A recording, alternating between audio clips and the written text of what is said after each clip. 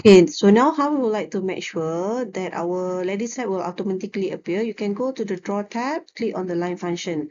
Okay, so zoom in until you see the yellow X from the layout plan.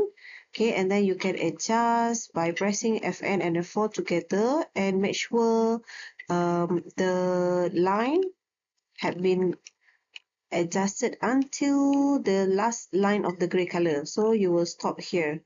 Okay, so once you click on here, please click on the left click, but do not click here. Do not click right.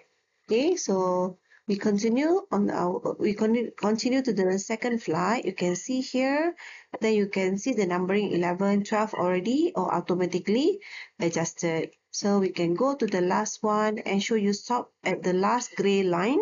So the last gray line is your 19. So left click and then you can click here. Right click to confirm or you can click tick. So you can see it will automatically come out with the landing slab. Okay, so previously if you do one by one, you cannot see the adjustment of the landing slab have been made.